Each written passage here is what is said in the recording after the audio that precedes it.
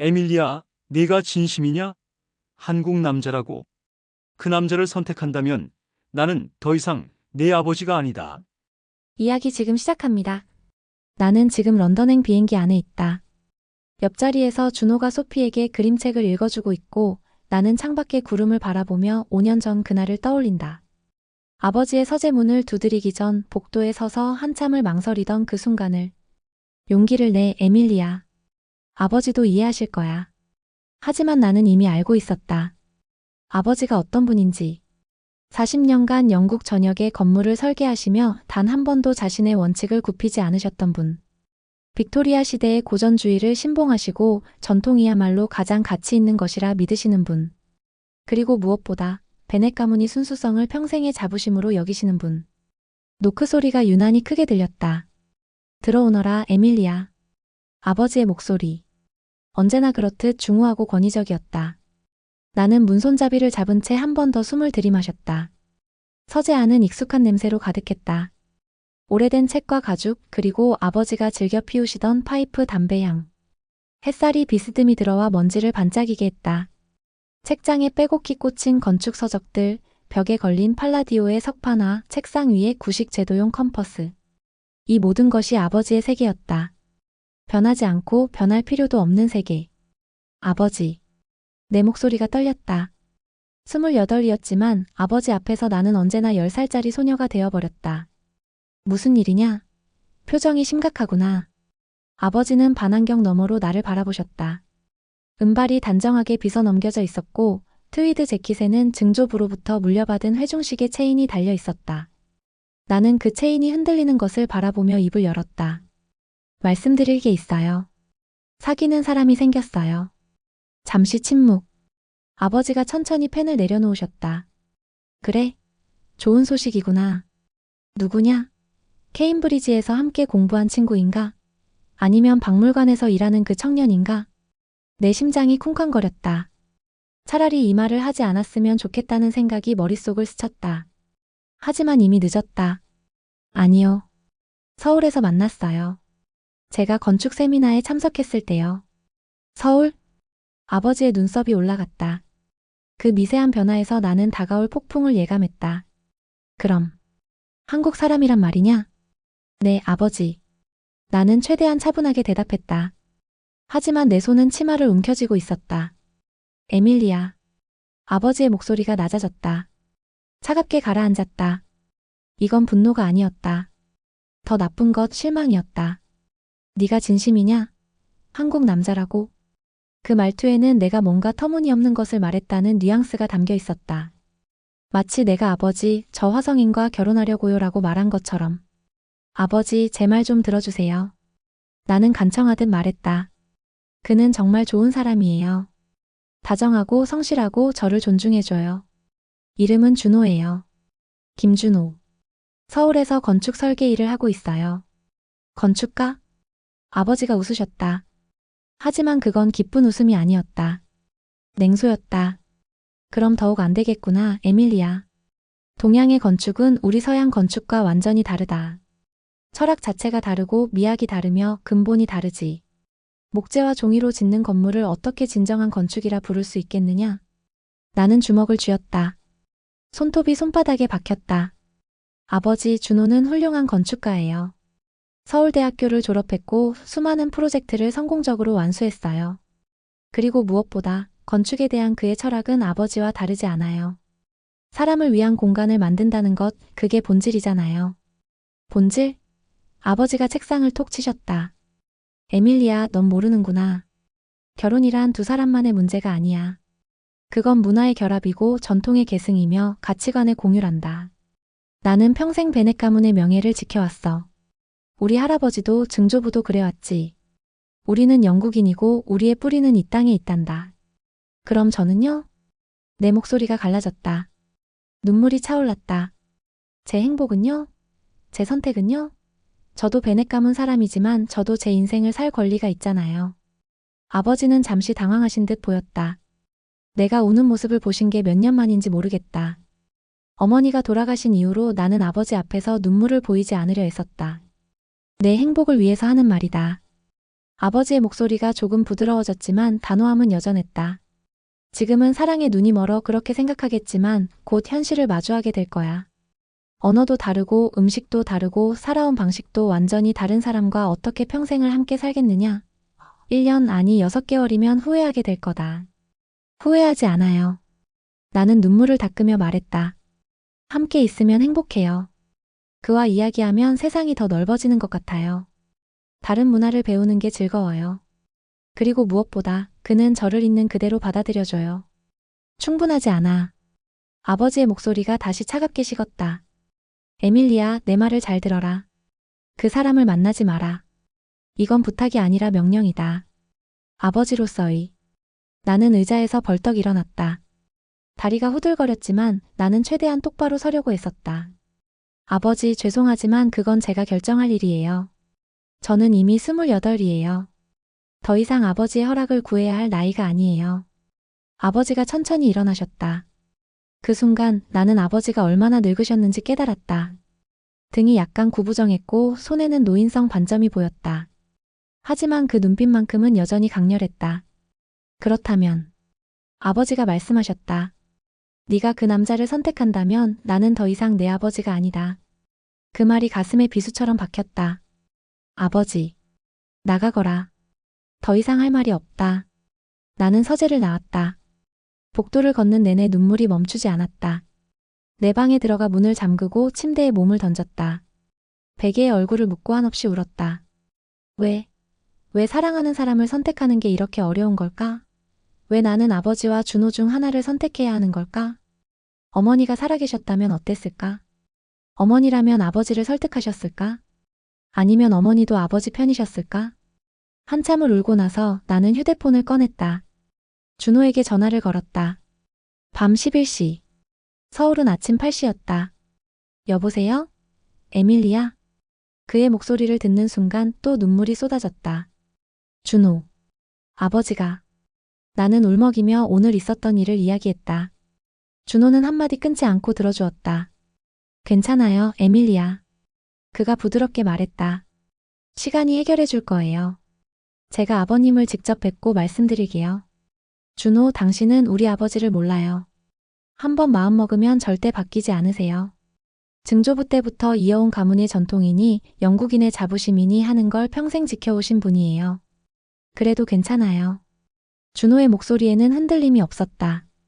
저는 기다릴 수 있어요. 10년이 걸리든 20년이 걸리든. 당신을 사랑하니까요. 그 말을 듣는 순간 나는 결심했다. 아버지가 반대하더라도 나는 이 남자와 함께 할 것이다. 2달 뒤 나는 다시 아버지 댁을 찾았다. 이번에는 준호와 함께였다. 준호는 처음 영국에 왔다. 인천공항에서 히드로공항까지 12시간 그는 긴장한 얼굴로 기내에서 계속 영어 표현을 연습했다. 나이스 투 미트 유 미스터 베넛 I truly love you daughter. Please give us your blessing. 그 모습이 안쓰럽기도 하고 사랑스럽기도 했다. 준호, 그냥 편하게 말해. 네가 어떤 사람인지 보여주는 게 중요해. 하지만 첫인상이 중요하잖아요. 넌 이미 충분히 좋은 사람이야. 런던에서 택시를 타고 아버지 댁으로 가는 동안 나는 준호의 손을 꼭 잡았다. 그의 손은 차갑게 식어 있었다. 초인종을 눌렀다. 한참 뒤에 문이 열렸다. 아버지였다. 아버지, 김준호 씨를 모셔왔어요. 아버지는 준호를 위아래로 훑어보셨다. 악수도 건네지 않으셨다. 들어오시오. 그 차가운 톤에 내 가슴이 철렁 내려앉았다. 우리는 서재로 안내되었다. 준호는 단정한 네이비 수트를 입고 있었다. 그는 정중하게 허리를 90도로 굽혀 인사했다. 처음 뵙겠습니다, 베넷 선생님. 저는 김준호라고 합니다. 에밀리아를 진심으로 사랑합니다. 아버지는 아무 대답 없이 의자를 가리키셨다. 앉으시오. 면접이 시작됐다. 아니, 신문이었다. 어디서 공부했나? 서울대학교에서 건축을 전공했습니다. 가족은? 아버지는 회사원이셨고 어머니는 교사십니다. 누나가 한 명 있습니다. 현재 수입은? 나는 끼어들고 싶었다. 이건 너무 무례한 질문이었다. 하지만 준호는 침착하게 대답했다. 연봉 7천만 원 정도입니다. 하나로. 파운드로 환산하면. 알겠네. 아버지가 손을 들어 말을 끊으셨다. 질문은 계속됐다. 무슨 프로젝트를 했는지, 한국 건축의 특징이 무엇인지, 미래 계획은 무엇인지. 준호는 하나하나 성실하게 답했다. 그러다 아버지가 던진 한마디. 한옥이라는 게 있다던데 종이와 나무로 짓는 그 낮은 건물 말이야. 그걸 건축이라 부를 수 있나? 나는 숨이 멎는 것 같았다. 준호의 손이 주먹을 쥐었다. 하지만 그는 목소리를 높이지 않았다. 아버님, 한옥은 단순히 낮은 건물이 아닙니다. 준호가 조심스럽지만 명확하게 말했다. 한옥은 자연과 조화를 이루는 건축 철학의 결정체입니다. 서양 건축이 하늘을 향해 수직으로 상승하며 인간의 위대함을 표현한다면 한옥은 대지와 하나가 되어 수평으로 확장하며 겸손함을 표현합니다. 어느 쪽이 우월하다고 말할 수 없습니다. 다를 뿐입니다. 그리고 그 다름이 아름다운 겁니다. 아버지의 얼굴이 굳었다. 그런 말장난으로 내 딸을 설득할 생각인가? 말장난이 아닙니다. 준호가 아버지의 눈을 똑바로 바라보았다. 나는 가슴이 두근거렸다. 저는 진심으로 건축을 사랑하고 에밀리아를 사랑합니다. 문화가 다르다는 건 넘을 수 없는 벽이 아니라 서로를 더 풍요롭게 만드는 기회라고 생각합니다. 선생님께서 평생 영국 건축의 아름다움을 지켜오신 것처럼 저도 한국 건축을 사랑합니다. 하지만 그것이 서로를 이해하지 못할 이유는 아니지 않습니까? 이해? 아버지가 비웃으셨다. 자네는 모르는 모양이군. 영국과 한국이 얼마나 다른지. 우리가 산업혁명을 일으킬 때 자네 나라는 아직 왕조 시대였어. 우리가 대영제국으로 세계를 이끌 때 자네 나라는. 아버지. 나는 참을 수 없어 소리쳤다. 어떻게 그런 말씀을 하세요? 식민주의를 자랑하시는 거예요? 에밀리아, 이건 역사적 사실을 말하는 거다. 역사적 사실이라뇨. 내 목소리가 떨렸다. 그건 편견이에요. 오만이에요. 준호가 내 손을 잡았다. 그의 손은 따뜻했다. 에밀리아, 괜찮아요. 그가 다시 아버지를 바라보았다.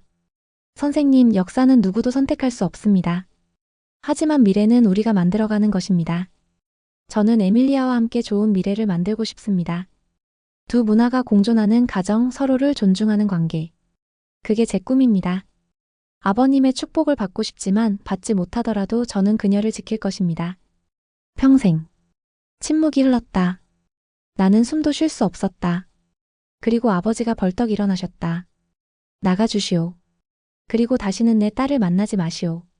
우리는 집을 나왔다. 밖에는 차가운 가을비가 내리고 있었다. 우산도 없었다. 우리는 그냥 비를 맞으며 걸었다. 미안해요, 준호. 내가 울먹였다. 당신이 모욕당하게 해서. 아니에요. 준호가 나를 안았다. 괜찮아요. 우리 행복하게 살면 돼요. 아버님은 언젠가 마음을 여실 거예요. 나는 그의 가슴에 얼굴을 묻었다. 비에 젖은 수트에서 그의 체온이 느껴졌다. 정말 괜찮을까? 아버지는 정말 언젠가 우리를 받아주실까? 하지만 그날 나는 결심했다. 아버지의 축복 없이도 나는 이 남자와 함께 살 것이다. 4개월 후 우리는 작은 교회에서 결혼식을 올렸다. 나는 어머니의 웨딩드레스를 입었다. 아버지는 오지 않으셨다.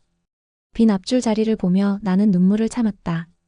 오빠 제임스가 호주에서 나라와 나를 대신 이끌어 주었다. 괜찮아, 에밀리아.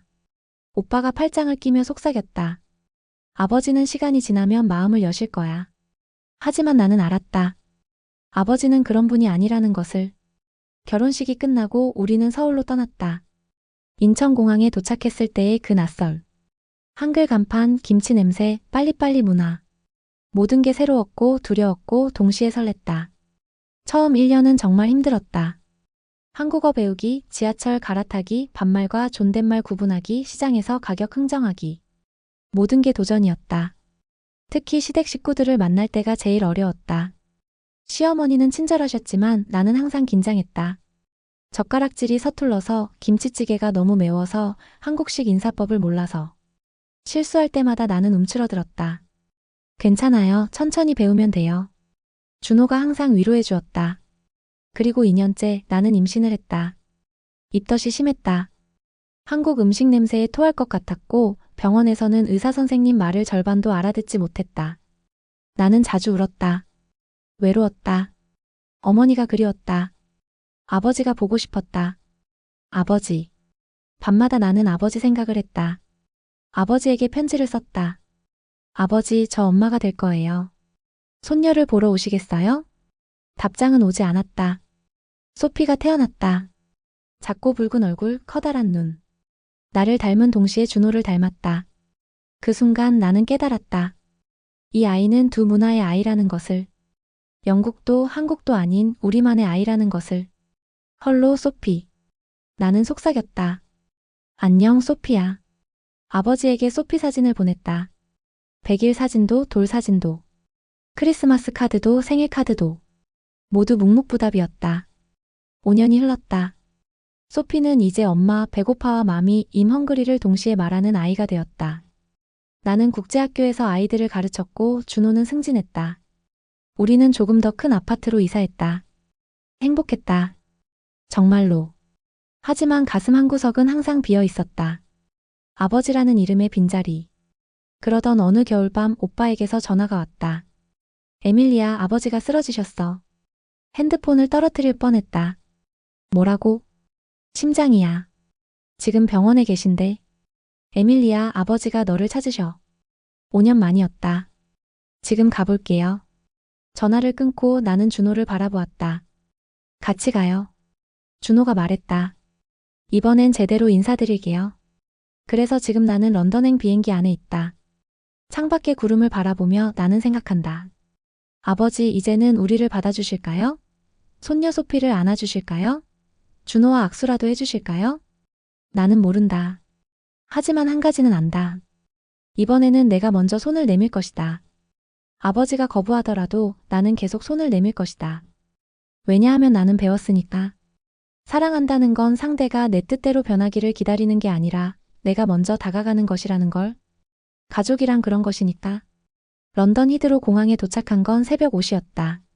소피는 내 품에서 곤히 잠들어 있었고 준호는 무거운 캐리어를 끌며 택시를 잡았다. 12시간의 비행 끝에 우리는 지쳐 있었지만 내 마음은 더 무거웠다. 아버지, 많이 편찮으실까? 택시 안에서 나는 창밖을 바라보았다. 12월의 런던은 흐렸고 차가웠다. 거리에 크리스마스 장식들이 쓸쓸하게 느껴졌다. 괜찮으세요? 준호가 내 손을 잡았다. 응. 그냥 오래간만이라. 5년 만에 돌아온 고향. 하지만 이곳은 더 이상 내 집이 아니었다. 내 집은 서울이었다. 병원에 도착했을 때 오빠 제임스가 로비에서 우리를 기다리고 있었다. 에밀리아. 오빠가 나를 껴안았다. 5년 만이었다. 오빠는 많이 늙어 보였다. 머리에 흰머리가 섞여 있었고 눈가에 주름이 깊어졌다. 오빠. 아버지는? 중환자실에 계셔. 심근경색이었어. 다행히 큰 수술은 면했지만 회복에 시간이 필요하대. 지금 면회 가능해요? 응, 가족은 10분씩 들어갈 수 있어. 중환자실 문 앞에서 나는 멈춰섰다. 손이 떨렸다.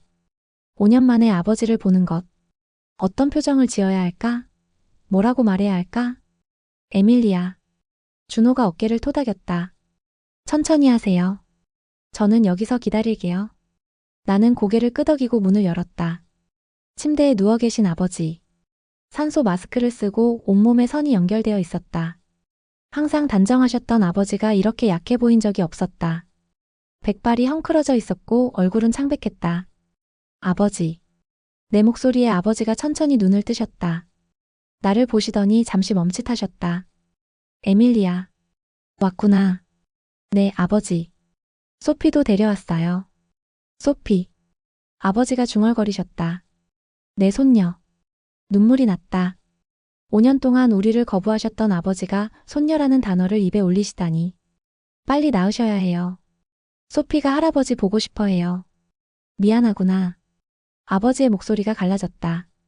너무 완고했어. 나는 아버지의 손을 잡았다. 차갑고 마른 손. 언젠가는 나를 안아주셨던, 자전거 타는 법을 가르쳐 주셨던 그 손. 괜찮아요, 아버지. 이제 괜찮아요. 간호사가 들어와 면회 시간이 끝났다고 알렸다. 나는 아버지의 손을 놓고 병실을 나왔다.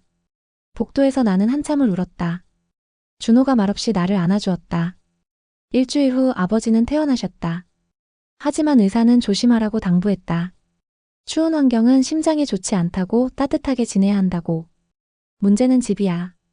오빠가 한숨을 쉬었다. 우리는 아버지 댁 거실에 앉아 있었다. 정말 추웠다. 실내인데도 입김이 보일 정도였다. 이 집이 원래 이렇게 추웠나? 준호가 물었다. 응. 19세기에 지어진 집이라 단열이 전혀 안 돼. 겨울이면 난방을 아무리 틀어도 5도 이상 올라가지 않아. 나는 벽난로를 바라보았다. 불은 타오르고 있었지만 그 열기는 벽난로 주변에만 머물렀다. 방 구석은 얼음장처럼 차가웠다. 아버지가 이 집에서 겨울을 나시면 위험하지 않을까? 내가 걱정스럽게 말했다. 요양원을 알아봤는데 아버지가 완강히 거부하셔. 평생 살던 집을 떠날 수 없다고. 그날 밤 나는 잠을 이룰 수 없었다. 게스트룸 침대에 누워 있었지만 추위 때문에 이불을 목까지 끌어올려야 했다. 옆에서 준호도 뒤척이고 있었다. 에밀리아, 자요? 응. 너무 추워서 잠이 안 와. 저도요. 준호가 몸을 돌려 나를 바라보았다. 어둠 속에서 그의 눈빛이 보였다. 아버지 집이 진짜 냉장고 같아요. 이렇게 추운데 어떻게 사세요? 원래 그래. 영국 오래된 집들은 다 이래. 돌로 지어서 여름엔 시원한데 겨울엔 동굴 같아. 준호는 잠시 생각에 잠긴 듯 했다. 에밀리아. 응? 제가 도와드릴 수 있을 것 같아요. 뭘? 온돌을 설치하면 어떨까요?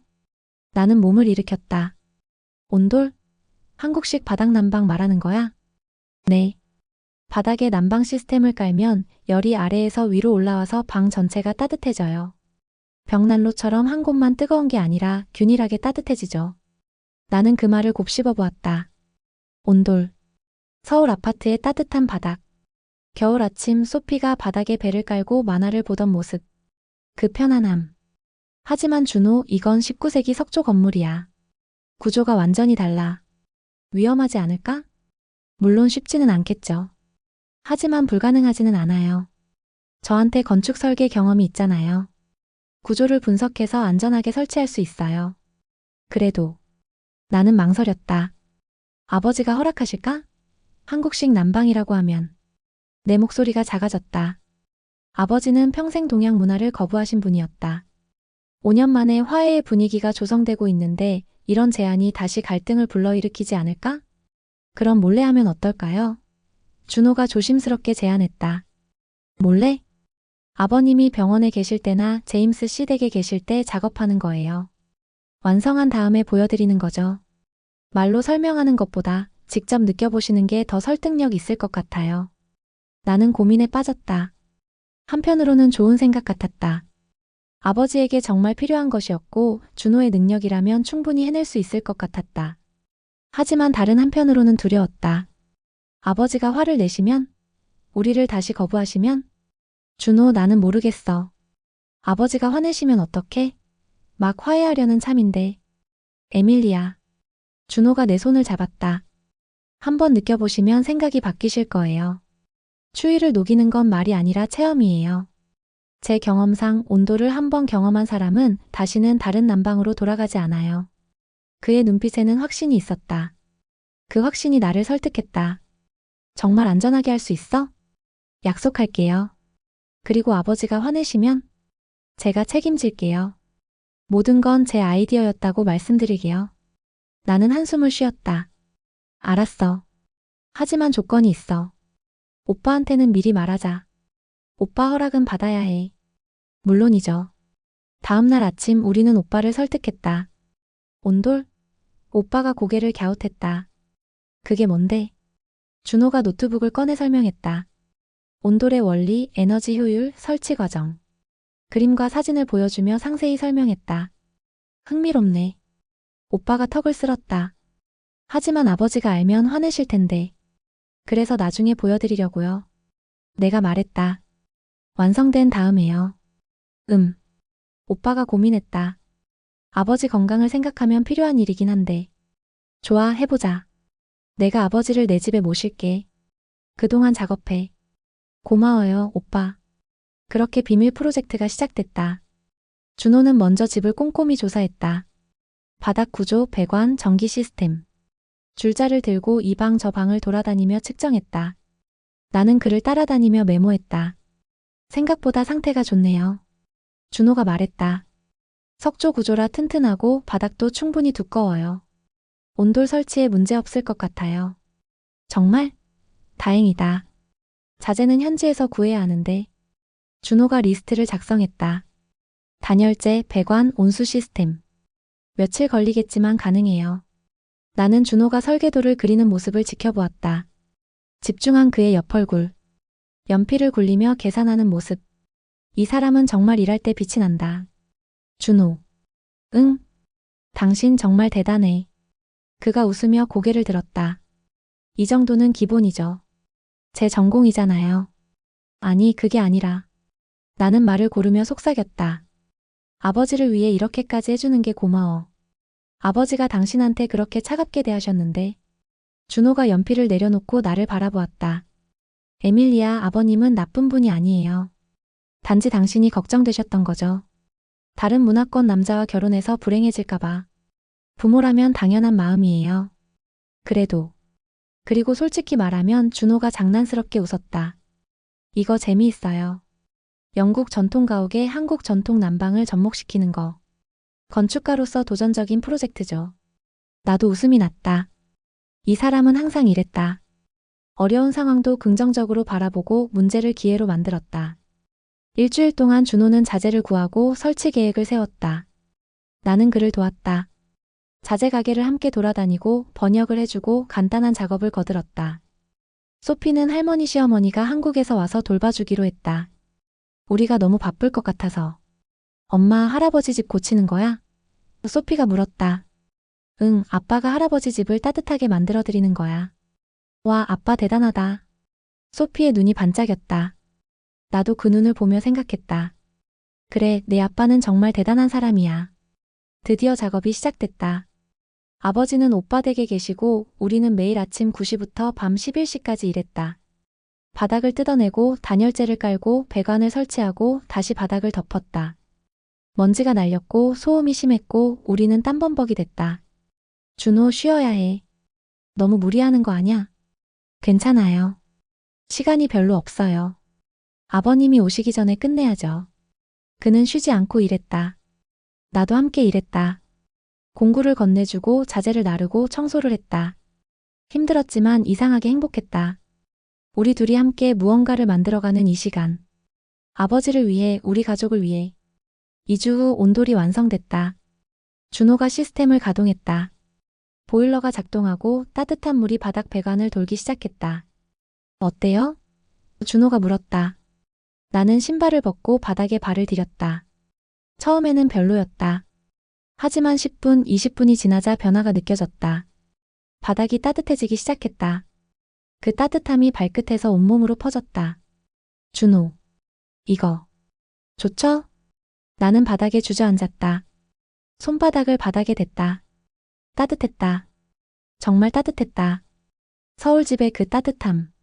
아니, 그보다 더 특별한 따뜻함.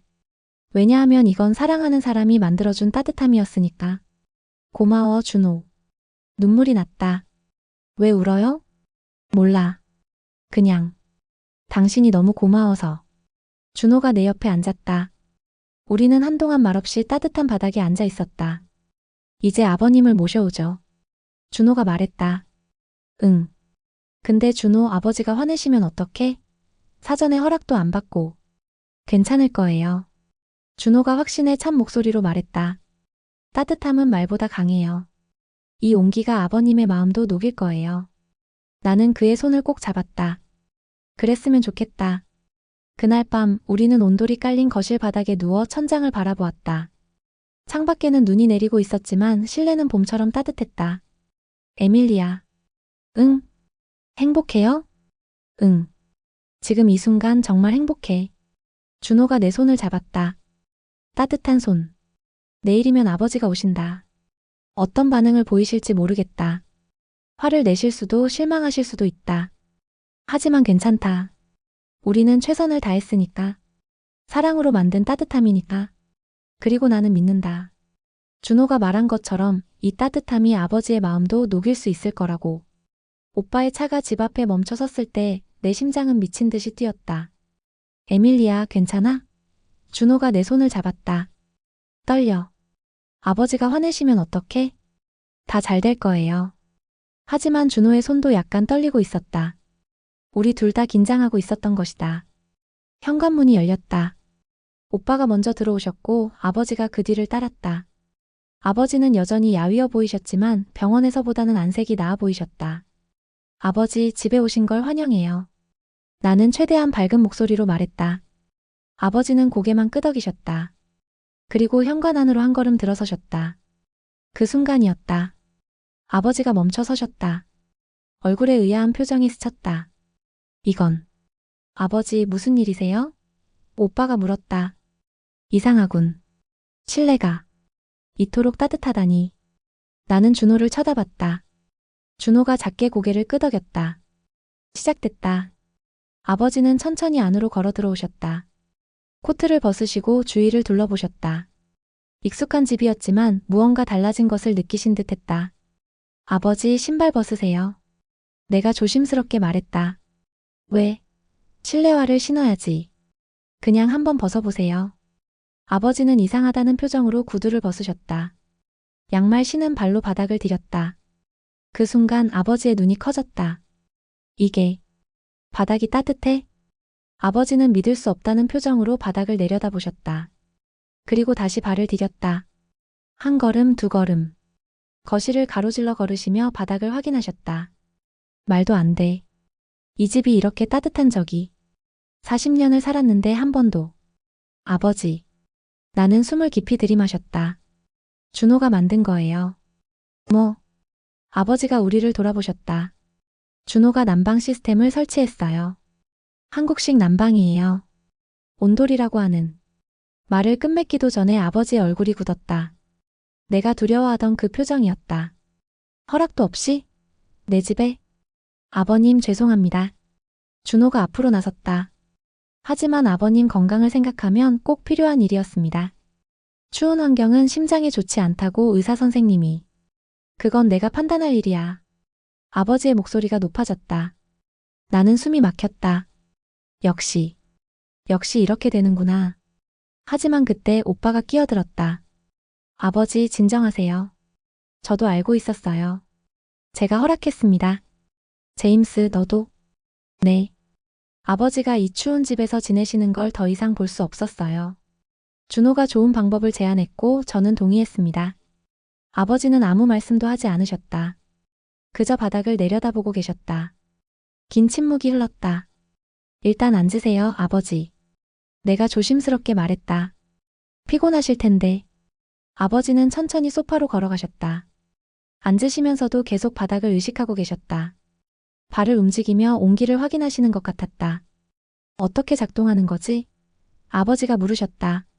화난 목소리는 아니었다. 궁금한 목소리였다.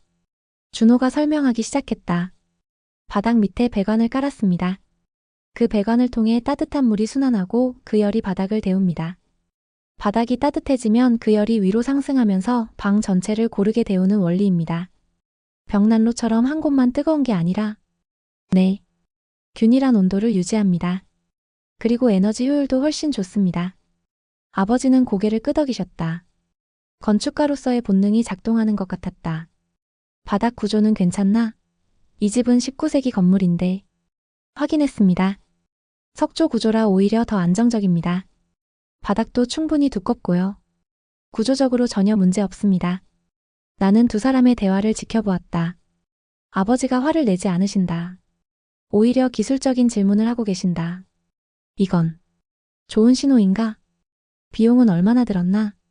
그건 신경 쓰지 마세요. 준호가 말했다. 제 선물입니다. 선물? 아버지가 준호를 바라보셨다. 왜? 아버님께서. 제 장인어른이시니까요. 그 말에 아버지의 표정이 미묘하게 변했다. 무언가 말씀하시려다 멈추셨다. 에밀리아, 차 좀 가져와라. 아버지가 말씀하셨다. 네, 아버지. 나는 부엌으로 갔다. 손이 떨렸다. 물을 끓이면서 거실 쪽을 몰래 쳐다봤다. 아버지와 준호가 무언가 이야기하고 있었지만 목소리가 들리지 않았다. 차를 들고 거실로 돌아왔을 때 분위기는 조금 부드러워진 것 같았다. 고맙다, 에밀리아. 아버지가 차를 받으시며 말씀하셨다. 저녁 식사는 조용했다. 아버지는 말씀이 없으셨고 우리도 긴장해서 별로 말하지 못했다. 하지만 식사가 끝나고 아버지가 말씀하셨다. 오늘은 피곤하니 일찍 쉬어야겠구나. 네, 아버지. 푹 쉬세요. 아버지는 계단을 올라 침실로 가셨다. 문이 닫히는 소리가 들렸다. 어떡해, 오빠. 나는 불안했다. 아버지가 화나신 것 같아. 아니야. 오빠가 고개를 저었다. 화나신 거면 당장 뜯어내라고 하셨을 거야. 말씀이 없으신 건 생각하고 계신 거야. 정말? 응. 아버지를 내가 더 잘 아는데 저렇게 조용하실 때가 더 가능성이 있어. 그날 밤 나는 게스트룸에서 잠을 이룰 수 없었다. 준호는 이미 깊은 잠에 빠졌지만 나는 천장만 바라보고 있었다. 잘한 걸까?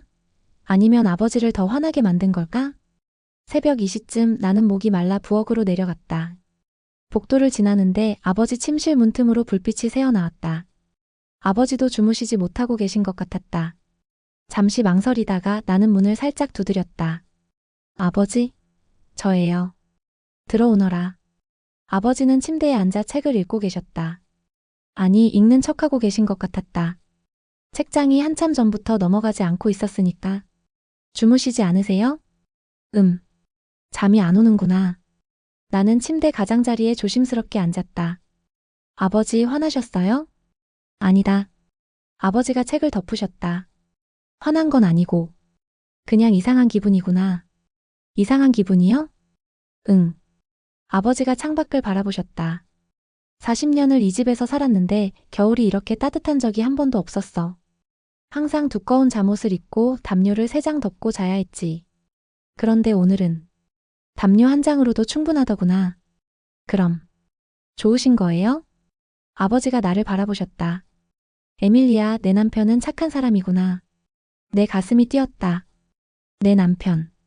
아버지가 준호를 내 남편이라고 부르신 건 처음이었다. 네, 아버지. 준호는 정말 좋은 사람이에요.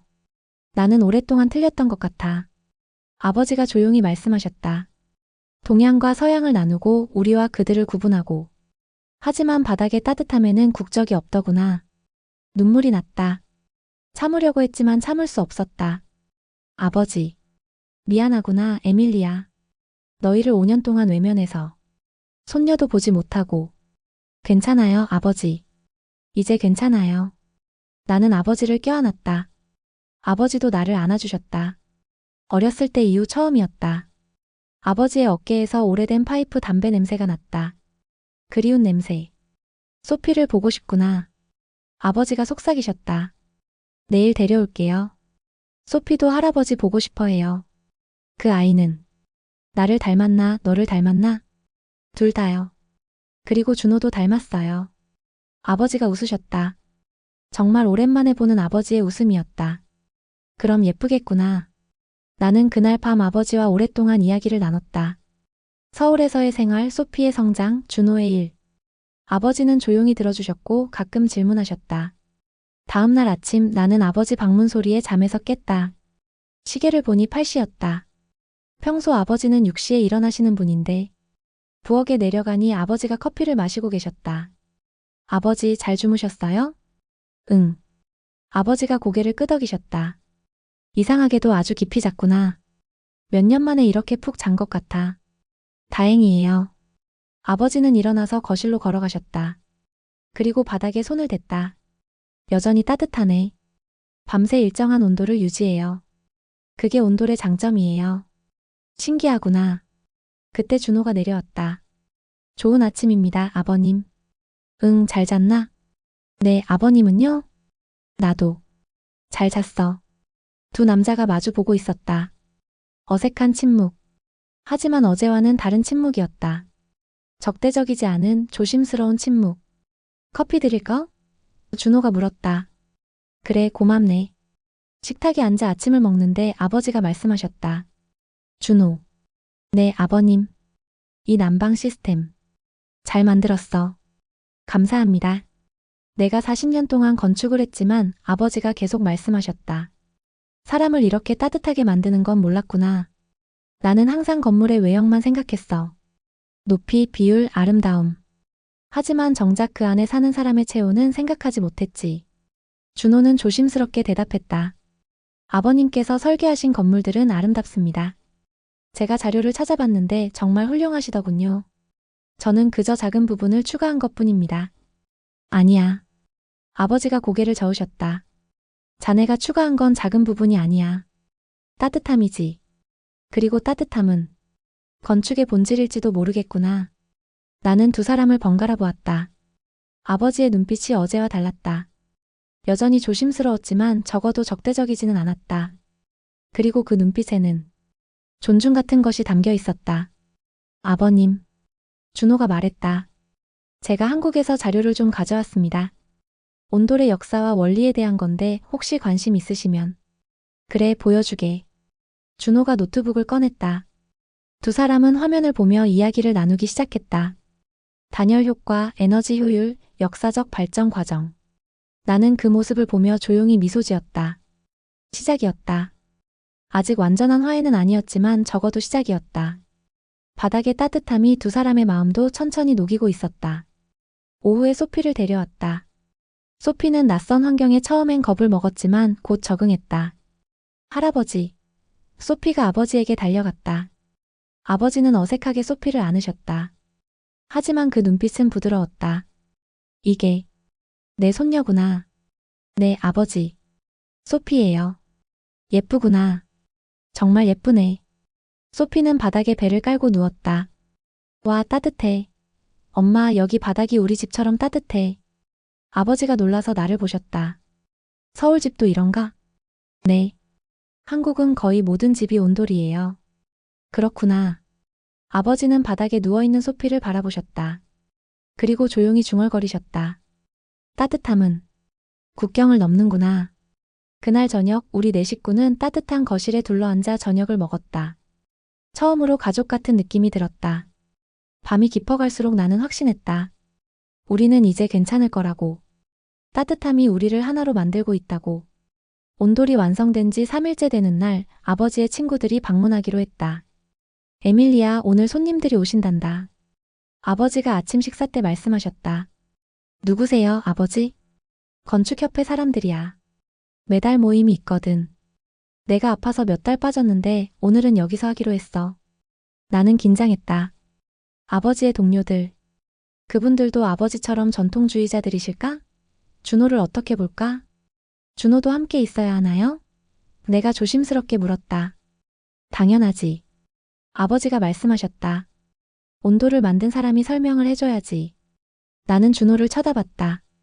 준호는 괜찮다는 듯 고개를 끄덕였다. 오후 3시 초인종이 울렸다. 나는 문을 열었다. 안녕하세요, 베넷씨 따님이시죠? 백발의 신사가 밝게 웃으며 말했다. 네, 에밀리아입니다. 나는 찰스 위트모어라고 해요. 아버님의 오랜 친구죠. 5명의 신사들이 차례로 들어왔다. 모두 70대 전후로 보였고 트위드 재킷과 넥타이를 단정하게 차려입고 있었다. 리처드, 자네 얼굴 좀 보세. 한 분이 아버지를 껴안았다. 톰, 자네도 건강하게 지냈나? 당연하지. 그런데 자네 집이 뭔가 다른데? 응? 아버지가 장난스럽게 웃으셨다. 뭐가 다른가? 따뜻해. 자네 집이 이렇게 따뜻한 적이 있었나? 친구들은 거실로 들어서며 신기하다는 표정을 지었다. 코트를 벗으면서도 계속 주위를 둘러봤다. 리처드, 새로운 난방 시스템을 설치한 건가? 찰스가 물었다. 그렇다네. 아버지가 우리를 가리키셨다. 내 딸 에밀리아와 사위 준호가 만들어줬지. 그 순간 나는 숨이 멎었다. 사위. 아버지가 준호를 사위라고 부르셨다. 친구들 앞에서. 공개적으로. 나는 준호를 봤다. 준호도 놀란 표정이었다. 우리는 눈으로 대화를 나눴다. 방금 들었어? 응, 들었어. 아, 그럼 이분이.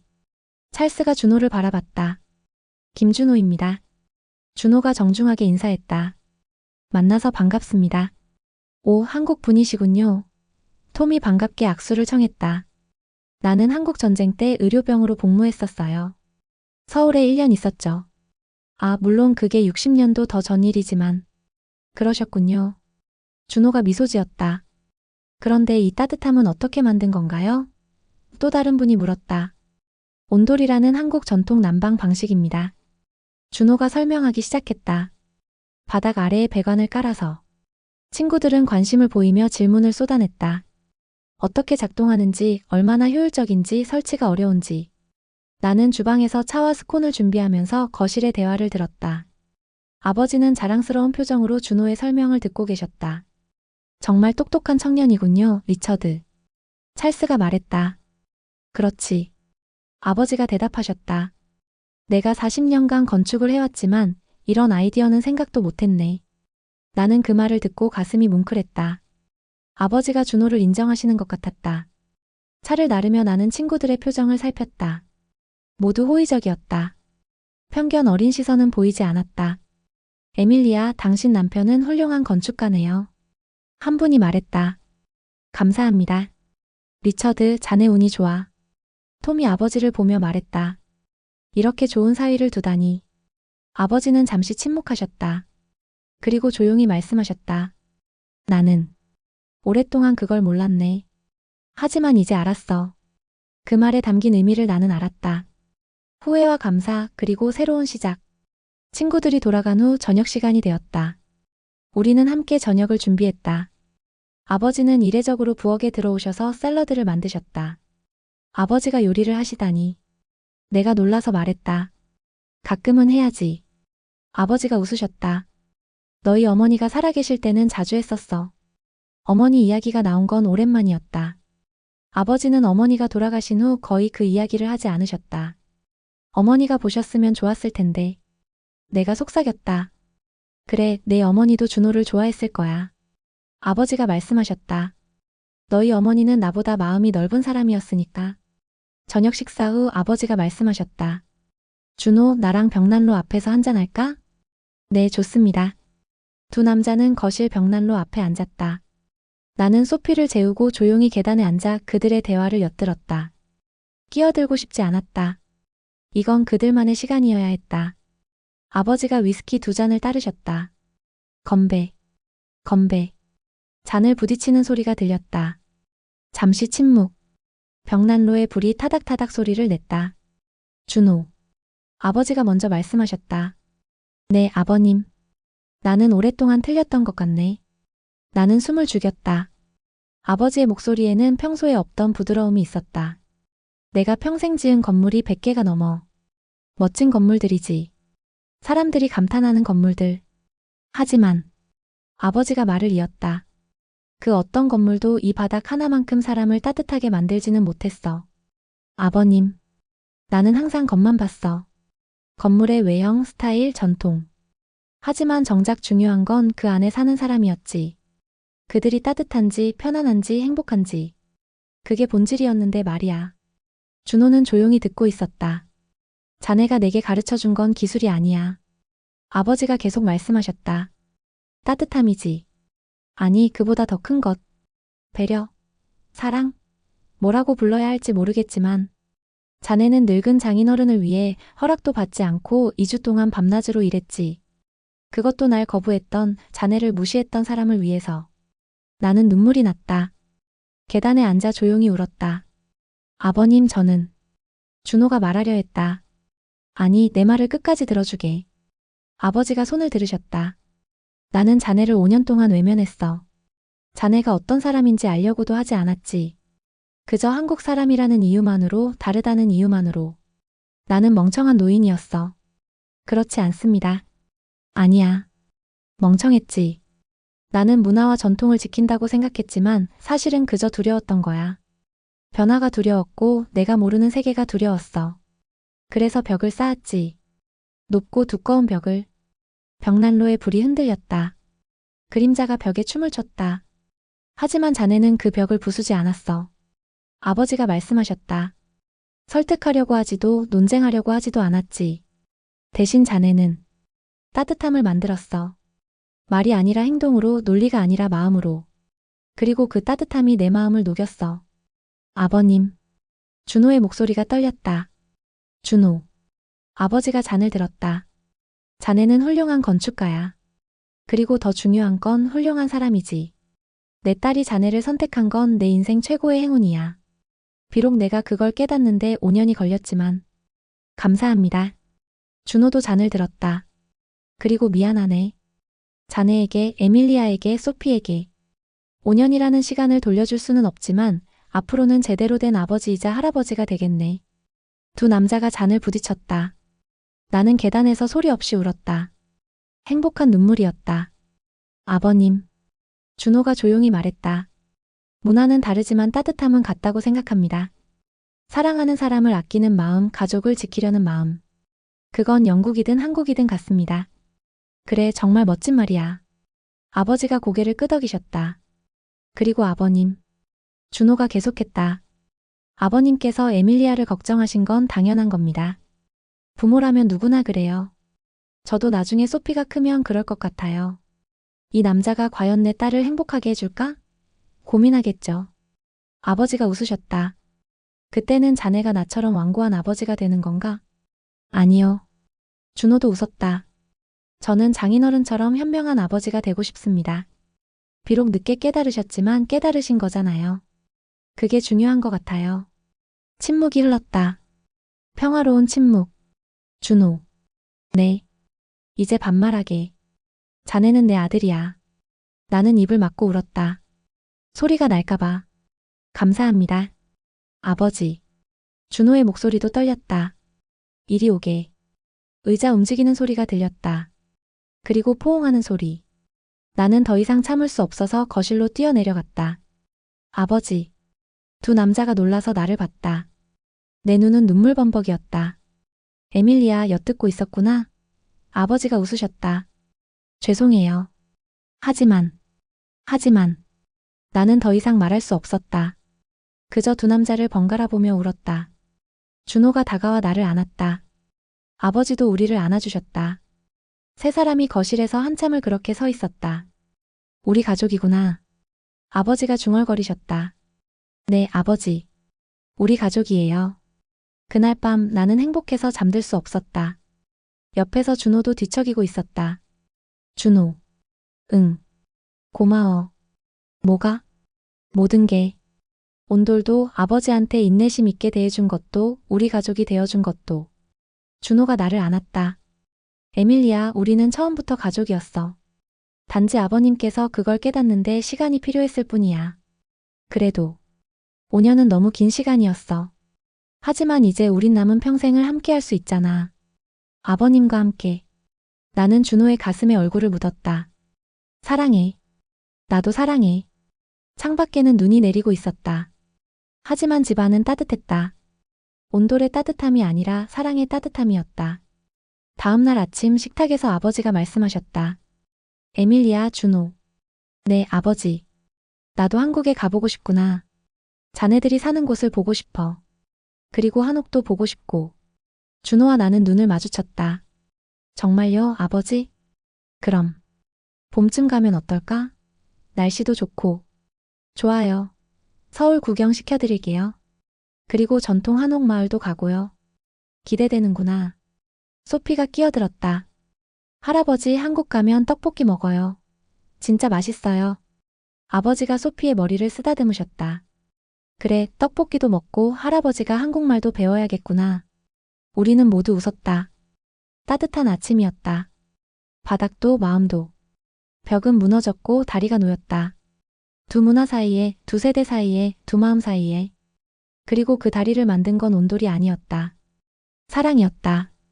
그 후 일주일 동안 나는 아버지가 완전히 다른 사람이 되는 것을 목격했다. 매일 아침 7시 아버지는 온도계를 들고 집안 곳곳을 다니셨다.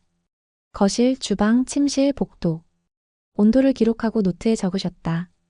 아버지, 뭐 하세요? 어느 날 내가 물었다. 온도 변화를 관찰하고 있어. 아버지가 안경을 고쳐 쓰시며 말씀하셨다. 방마다 온도 분포가 다르더구나. 흥미로워. 그게 중요한가요? 물론이지. 아버지의 눈이 빛났다. 건축가로서 40년을 일했지만 정작 온도에 대해서는 제대로 공부한 적이 없어. 난방은 늘 엔지니어들의 영역이라고 생각했거든. 아버지는 책상 앞에 앉아 에너지 효율을 계산하기 시작하셨다. 온도를 가동하는 데 드는 비용, 기존 난방과의 비교, 온실가스 배출량 감소. 숫자들로 가득한 노트가 쌓여갔다. 놀랐구나. 아버지가 중얼거리셨다. 기존 난방비의 60%밖에 안 들어. 그리고 훨씬 더 따뜻해. 준호가 옆에 앉아 함께 계산을 도왔다. 두 사람은 머리를 맞대고 숫자를 검토했다. 아버님, 여기 이 부분은. 준호가 설명했다. 아, 그렇구나. 복사열의 효율이 그렇게 높은 거야? 네. 대류 난방보다 체감 온도가 훨씬 높습니다. 나는 부엌에서 그들을 지켜보았다. 건축 이야기를 나누는 두 남자. 장인과 사위. 아니, 아버지와 아들. 가슴이 따뜻해졌다. 며칠 후 아버지는 컴퓨터 앞에 앉아 무언가를 쓰기 시작하셨다. 타자 치는 소리가 서재에서 들려왔다. 아버지, 뭐 쓰세요? 내가 차를 가져다 드리며 물었다. 논문이야. 아버지가 화면을 가리키셨다. 제목이 보였다. 동서양 건축의 융합열이 아닌 이해를 전하는 건축. 논문을요? 응. 영국 건축협회 저널에 투고하려고. 온돌에 대해 그리고 내가 배운 것들에 대해 쓰고 있어. 나는 화면을 읽어 내려갔다. 온돌의 역사, 기술적 분석, 그리고 개인적인 이야기. 아버지와 우리의 이야기가 담겨 있었다. 나는 오랫동안 서양 건축의 우월성을 믿었다. 화면의 문장이 눈에 들어왔다. 하지만 한 한국 건축가를 통해 배웠다. 건축에는 우월함이 없다. 다만 각 문화가 자연과 맺은 관계가 다를 뿐이다. 서양이 자연을 정복하고자 했다면 동양은 자연과 조화하고자 했다. 어느 쪽이 더 나은가? 그것은 질문 자체가 잘못되었다. 우리는 서로에게서 배워야 한다. 눈물이 났다. 아버지. 왜 그러니? 아버지가 나를 올려다보셨다. 아무것도 아니에요. 그냥. 좋은 글이라서요. 아버지가 내 손을 잡으셨다. 에밀리야, 네가 옳았어. 네가 5년 전에 옳았고 나는 틀렸어. 그걸 이제야 인정하는 거야.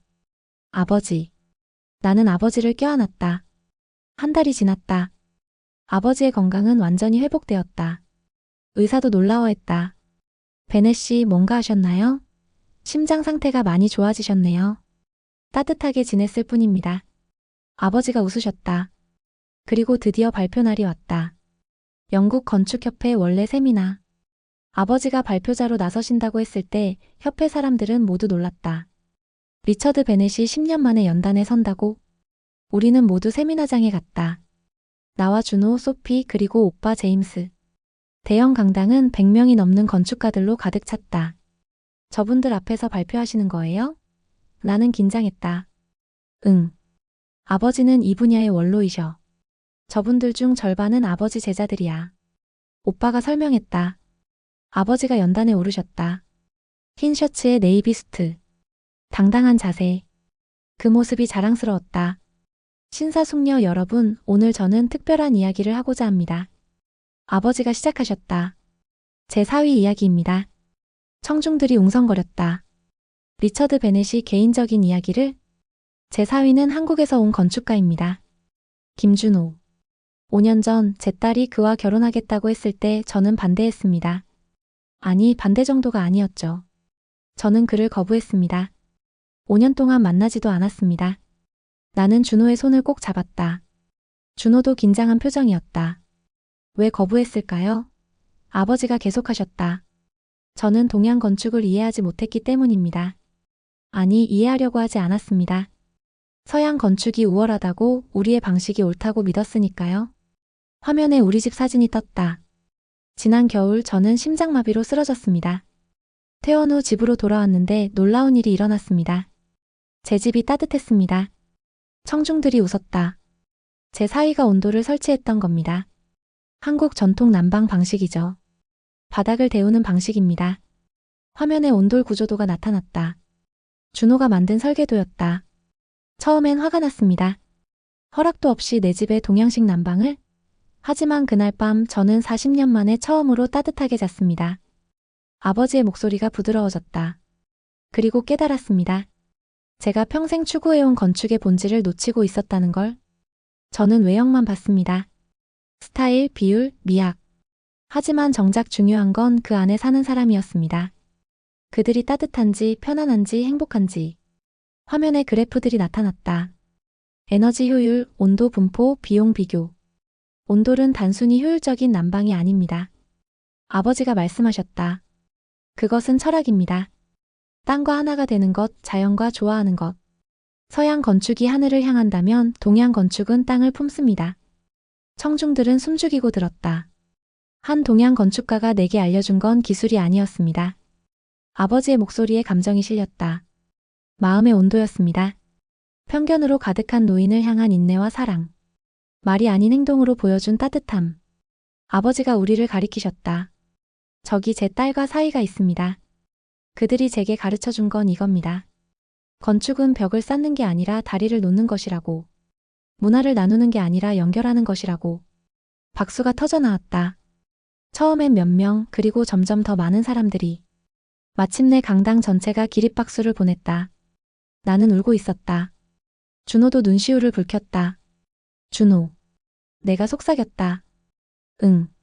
우리 해냈어. 응, 우리 해냈어. 발표가 끝나고 많은 사람들이 아버지에게 다가왔다. 질문하고 축하하고 온돌에 대해 더 알고 싶어 했다. 한노 신사가 준호에게 왔다. 젊은이, 당신이 김 씨인가? 네, 그렇습니다. 훌륭한 일을 했어요. 리처드는 내 오랜 친구인데 그가 저렇게 겸손해진 걸 처음 봅니다. 그가 웃었다. 당신이 그를 변화시켰어요. 아닙니다. 준호가 고개를 저었다. 아버님께서 스스로 변화하신 겁니다. 저는 그저 기회를 드렸을 뿐입니다. 그날 밤 우리는 레스토랑에서 축하 저녁을 먹었다. 아버지, 오빠, 우리 가족. 건배. 아버지가 잔을 들으셨다. 건배. 준호. 아버지가 잔을 내려놓고 말씀하셨다. 네, 아버지. 고맙네. 정말. 아니에요. 제가 더 감사드려야죠. 아니야. 아버지가 고개를 저으셨다. 자네가 내게 준 건 난방이 아니야. 새로운 시각이지. 자네가 없었다면 나는 평생 편견 속에 살았을 거야. 아버지가 손을 내미셨다. 준호가 그 손을 잡았다. 준호, 이제 네가 내 아들이야. 진짜 아들. 감사합니다, 아버지. 두 남자가 악수를 넘어 포옹했다. 나는 또 울었다. 행복한 눈물. 소피가 끼어들었다. 할아버지, 나도 안아줘. 아버지가 소피를 안아 올리셨다. 우리 손녀 할아버지 발표 재미있었니? 응. 할아버지 멋있었어.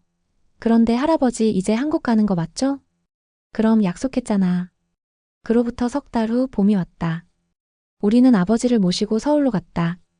인천공항에 도착했을 때 아버지는 긴장하신 것 같았다. 처음이지, 아버지? 내가 물었다. 응. 아시아는 처음이야. 걱정 마세요. 서울은 아름다운 도시예요. 우리는 먼저 우리 아파트를 보여드렸다. 작지만 따뜻한 우리 집. 이게 너희 집이구나. 아버지가 주위를 둘러보셨다. 네. 좁지만 행복해요. 좁지 않아. 사랑으로 가득하잖니? 며칠 후 우리는 전주 한옥마을로 갔다. 전통 한옥이 보존된 곳. 아버지는 한옥마루에 앉아 신발을 벗으셨다.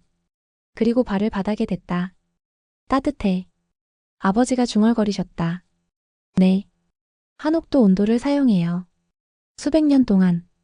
아버지는 한동안 바닥의 온기를 느끼며 앉아 계셨다. 눈을 감고 봄바람을 맞으며. 에밀리아. 네, 아버지? 이제 이해하겠구나. 무엇을요? 아버지가 눈을 뜨시고 나를 보셨다. 사람과 사람 사이의 벽도 이렇게 천천히 따뜻하게 녹는 거야. 급하게 부수려 하면 안 돼. 그저 따뜻함을 나누면 시간이 지나면서 자연스럽게 녹지. 나는 아버지 옆에 앉았다. 제가 5년 전에 너무 급했던 건 아닐까요? 아버지를 설득하려고, 이해시키려고. 아니야. 아버지가 내 손을 잡으셨다. 네가 잘한 거야. 너는 내 신념을 지켰어. 그리고 준호를 선택했지. 그게 옳았어. 하지만 아버지와 5년을 떨어져 있었잖아요. 그건 내 잘못이야. 나의 완고함, 나의 편견. 하지만 이제 우린 함께야. 남은 시간을 함께 보낼 수 있어. 그걸로 충분해. 준호와 소피가 마당에서 놀고 있었다. 소피가 웃으며 뛰어다니고 준호가 쫓아가고 있었다. 행복한 가족이구나. 아버지가 그들을 바라보며 말씀하셨다. 네, 아버지. 덕분이에요. 아니야. 너희 덕분이지. 너희가 포기하지 않았으니까. 우리는 한참을 그렇게 앉아 있었다. 따뜻한 한옥 마루 위에서. 봄바람이 불어왔고 벚꽃잎이 날렸다. 그날 밤 한옥 숙소에서 아버지가 말씀하셨다. 에밀리야, 나도 논문을 하나 더 쓸까 해. 또? 응. 제목은 온도의 교훈한 건축가의 고백으로 할까 해. 기술 이야기가 아니라 내 이야기. 어떻게 한 사위가 편견으로 가득한 장인을 변화시켰는지. 좋은 제목이에요, 아버지. 그리고 에밀리야. 네. 나는 행운아야. 멋진 딸과 훌륭한 사위와 사랑스러운 손녀가 있으니까. 나는 아버지를 껴안았다. 저도 행운이에요. 이해해주시는 아버지가 있으니까. 창밖으로 한옥마을의 야경이 보였다. 기와지붕들이 달빛에 빛났다. 우리는 함께였다. 마침내. 벽은 무너졌고 다리가 놓였고 따뜻함이 모든 것을 감쌌다. 그리고 나는 알았다. 사랑은 국경을 넘고 시간을 넘고 편견을 넘는다는 것을. 천천히 따뜻하게 확실하게. 온돌이 바닥을 데우듯이. 바닥을 데운 건 온돌이었지만 마음을 녹인 건 사랑이었습니다. 따뜻함은 국경을 넘습니다. 사랑은 편견을 녹입니다. 그리고 진정한 가족은 같은 피가 아니라 같은 온기로 만들어집니다. 여러분의 마음도 따뜻해지셨나요? 벚꽃 감동 튜브는 사람의 마음을 울리는 이야기를 전합니다. 구독과 좋아요는 다음 감동을 만드는 힘이 됩니다.